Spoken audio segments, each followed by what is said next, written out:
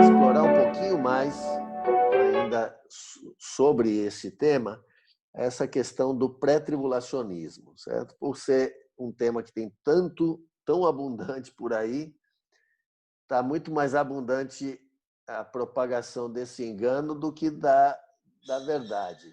Perfeito, excelente. Então, só reprisando o que a gente, inclusive, já viu, certo? Evidências de que não está correto o pré-tribulacionismo. Primeiro, o que a gente já viu lá nos 6 pontos do ensino de Jesus, certo? Então, já vimos que o arrebatamento é apresentado depois da grande tribulação. Então, pré-tribulacionismo quer dizer arrebatamento antes da grande tribulação. Isso. Já E cai Jesus por terra. o apresenta. Só ali uma pessoa que seja simples e sincera já diz, bom, não preciso de mais provas, Jesus já disse. Uhum.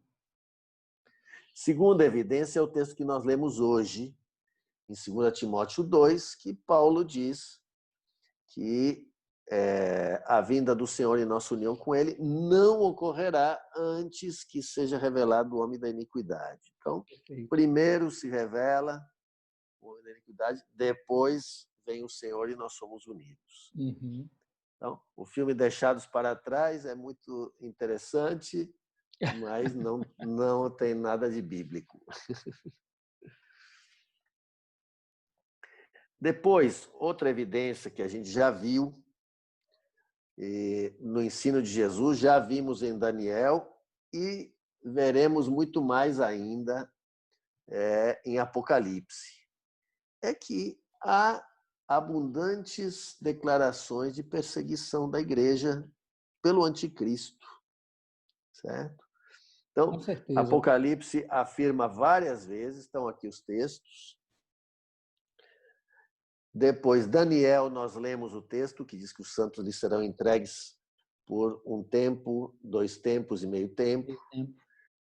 Depois, o ensino de Jesus sobre a grande tribulação. Então, é após o abominável da desolação. Então, a grande tribulação é movida pelo anticristo.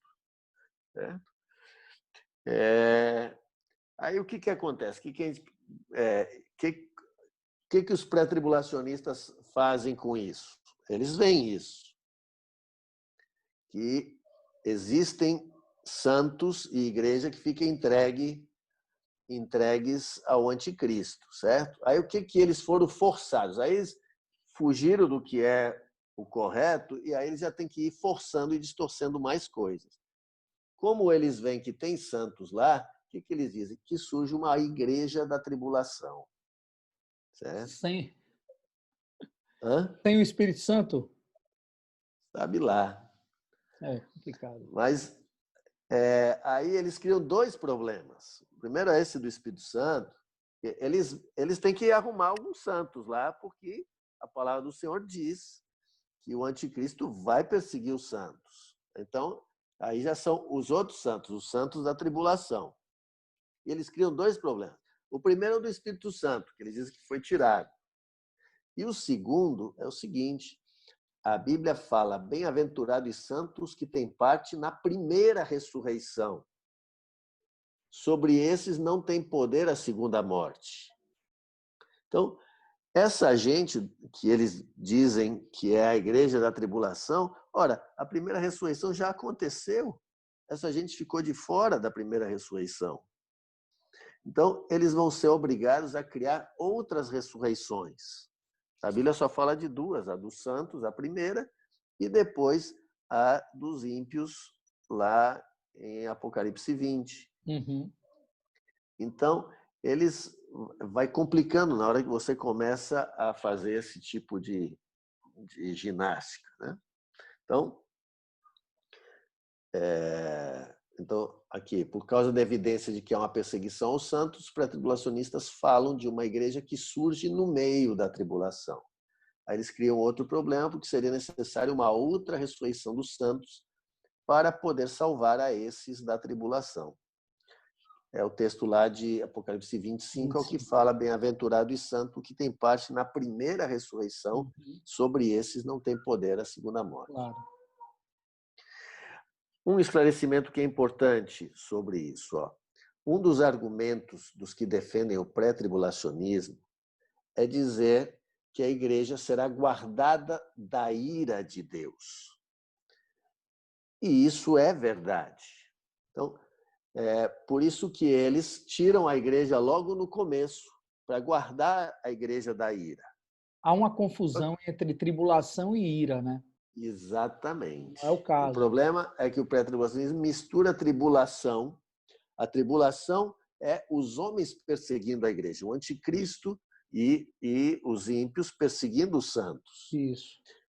E ira de Deus, que a igreja realmente vai ser guardada, é de Deus para o homem. É de Deus para a terra, contra as nações. Isso sim, não é contra a igreja, essa ira de Deus. Então, a resposta para isso é: a igreja será salva da ira, mas não da tribulação. Então, há 3, 4 textos que falam que a igreja vai ser salva da ira, mas não da tribulação. A tribulação, há inúmeros textos que dizem que a igreja vai passar por ela. Depois, um comentário aqui adicional. O grande perigo desse ensino do pré-tribulacionismo é a decepção e a confusão dos crentes que pensam que serão arrebatados antes da manifestação do iníquo. Então, quando ele se manifestar, poderão não identificá-lo e serem enganados por ele e não estarão preparados para as dificuldades e tribulações. Então, imagina alguém que crê que vai ser arrebatado antes. Aí se manifesta o anticristo e ele não foi arrebatado. E começa a sofrer perseguição. E começa a sofrer perseguição. Ele vai dizer, primeiro ele vai dizer, não, esse não é um anticristo. Se ele fosse anticristo, eu já teria sido arrebatado. É verdade. Ele diz, não, esse não é não. Pode ficar tranquilo que esse cara não é um anticristo. Imagine a frustração, né? A frustração, a confusão na fé. Acho que eu ouvi alguém dizer que alguém comentou, um pré-tribulacionista disse assim, se o anticristo se manifestar e eu ainda estiver aqui, eu não sei o que eu faço com a minha Bíblia. Pois é, eu já ouvi essa história também. Agora imagine, a gente poderia assim fazer uma associação, as virgens, 5 prudentes, estavam atentos aos sinais, e 5 nécias que estavam passando pela vida de forma despercebida, assim, como é que eu posso, sem atenção, né? Todas eram virgens. Sim, né? sim. Então, quantas pessoas que estão aí com essa visão presa ao pré-tribulacionismo e quando vier a tribulação não estarão apercebidos dos sinais, das coisas que só vão se dar conta quando a situação tiver já quebrando tudo, né? É impressionante isso. Eu creio que todos aqueles sinceros em Cristo não vão ser enganados. No momento certo, vão se dar conta de que havia um equívoco teológico e vão ser salvos, vão reconhecer. Mas, ainda assim, cabe um pouco, eu ia fazer um comentário agora sobre isso, um pouquinho, sobre estar apercebidos. Perfeito. Por quê? Aqui é mais outro argumento que, às vezes, os pré-tribulacionistas usam, certo? Que é o ninguém sabe o dia e a hora. É a questão da surpresa e da iminência. É perguntar assim, vai ser completa surpresa a vinda do Senhor ou haverá sinais que indicarão a proximidade da sua vinda? Essa é uma pergunta, porque alguém pode dizer assim, isso que vocês estão ensinando, vocês estão falando que vai ter sinais. Então, vai vai haver uma manifestação do anticristo, aí você já sabe que está perto, que vai ter 3 anos e meio, depois o sol vai escurecer, então você sabe que já está bem perto a vinda do Senhor, e por fim aparece o sinal do Filho do Homem, então nós vamos ser arrebatados. Então, se é assim, não vai ser surpresa, alguém pode dizer assim. Então, Jesus disse que vai ser surpresa, como é que você responde esse negócio? Vai ser surpresa ou vai ter sinais? Ou uma coisa ou outra. Então, como é que eu costumo responder essa pergunta? Essa pergunta é importante, porque alguém pode ter uma Posso dúvida arriscar sincera. aqui? Posso arriscar Claro. aqui? Vão ser surpresa não para a igreja, vai ser surpresa para Isso, aqueles que estiverem fora do Senhor, que estiverem isto no mesmo. mundo. Isto Né? mesmo. Isto mesmo. Porque a igreja está apercebida dos sinais, está apercebida de todos os detalhes que é uma prova do amor do Senhor pela sua noiva. Exatamente. E mesmo dentro da igreja vai ter os apercebidos e os desapercebidos. Aí entra a questão das virgens. Uhum. Vai ter as virgens apercebidas e as virgens desapercebidas. Mas todas eram virgens.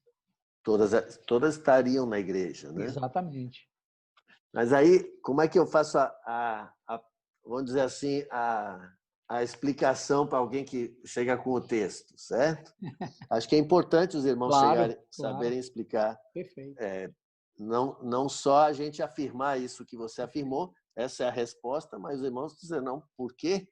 Biblicamente é isso. Então, geralmente eu digo assim, vamos cometer um erro de interpretação bíblica de propósito, certo? Nós vamos pegar o texto de Mateus 24 e vamos pegar o trechinho que fala da surpresa, que é do versículo 40 ao 44, e nós vamos tirá-lo e vamos ler só ele. Vamos ler Mateus 24 a partir do versículo 40. Então, lê para mim do 40 ao 44. Vamos lá. Mateus 24. A partir do 40. Do 40 ao 44. Vamos lá. Então 2 estarão no campo, um será tomado e deixado o outro. 2 estarão trabalhando no moinho, uma será tomada e deixada a outra. Portanto, vigiai, porque não sabeis em que dia vem o vosso Senhor.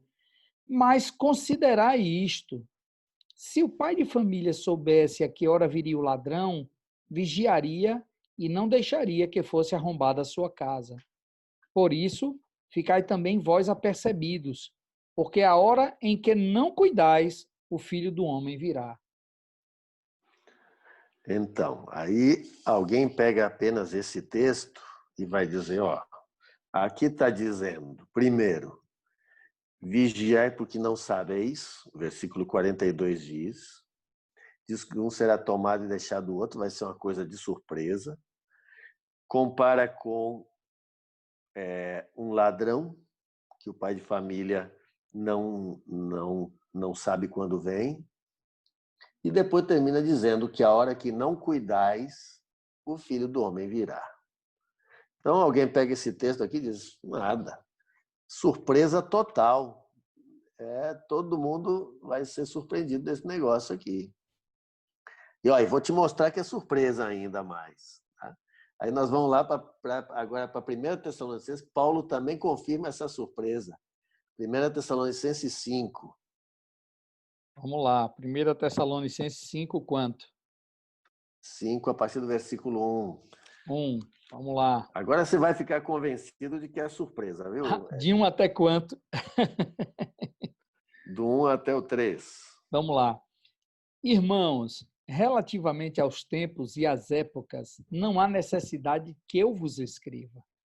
Pois vós mesmos estáis inteirados com precisão de que o dia do Senhor vem como ladrão de noite.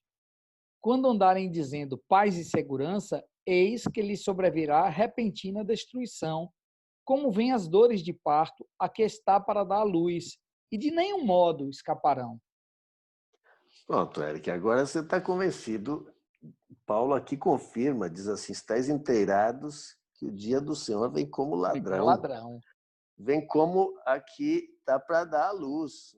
A mulher que está para dar a luz não sabe se é hoje, se é amanhã, e vai vir de surpresa essas dores. Então, já fechamos a questão. Brincadeira. Esses textos nós os lemos fora do contexto, por isso pode chegar a essa conclusão. Agora a gente continua Por lendo isso o se texto chega aí, ao pretexto. ao pretexto. Então agora você segue lendo aí Tessalonicenses, depois a gente volta lá para Mateus 24. Perfeito.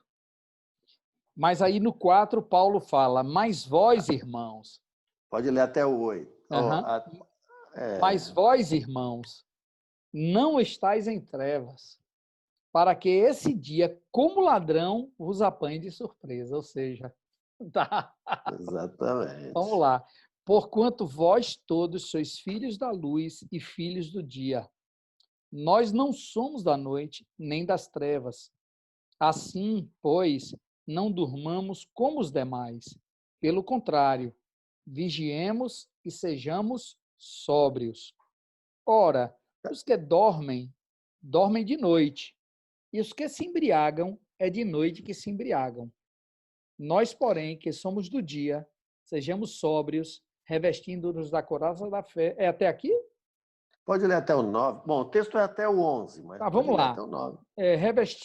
Nós, porém, que somos do dia, sejamos sóbrios, revestindo-nos da couraça da fé e do amor, e tomando como capacete a esperança da salvação, porque Deus não nos destinou para a ira, mas para alcançar a salvação mediante nosso Senhor Jesus Cristo, que morreu por nós, para que, quer vigiemos, quer durmamos, vivamos em união com Ele. Consolai-vos, pois, uns aos outros e edificai-vos reciprocamente, como também estáis fazendo. Amém. Bom, o versículo 4 já traz luz sobre esse assunto. Assim, mas vós, irmãos, não estáis em trevas, para que esse dia, como ladrão, vos apanhe. E o versículo 6 diz: pois não durmamos como os demais, pelo contrário, vigiemos e sejamos sóbrios. Então, já Paulo diz, para nós esse dia não deve nos apanhar como ladrão. Devemos estar vigilantes e apercebidos e sóbrios. Depois, vamos voltar agora para Mateus 24 e ler o que vem antes daqueles versículo 40 que a gente leu, certo? Aí é desde o versículo 32 até o 39. Perfeito. Aprendei, pois, a parábola da figueira. Quando já os seus ramos se renovam e as folhas brotam, sabeis que está próximo o verão. Assim também vós, quando virdes todas estas coisas, sabei que está próximo às portas. Em verdade vos digo que não passará esta geração sem que tudo isso aconteça. Passará o céu e a terra, porém as minhas palavras não passarão. Mas a respeito daquele dia e hora, ninguém sabe, nem os anjos dos céus, nem o Filho, senão o Pai. Pois, assim como foi nos dias de Noé, também será a vinda do Filho do Homem. Porquanto, assim como nos dias anteriores ao dilúvio, comiam, bebiam, casavam-se e davam-se em casamento, até ao dia em que Noé entrou na arca, e não perceberam, senão quando veio o dilúvio e os levou a todos, assim será também a vinda do Filho do Homem. Amém. Aí vem em seguida então, 2 estarão no campo, um será tomado ou deixado, vigiai porque não sabeis o dia em que vem o vosso Senhor. É nesse contexto que Jesus fala.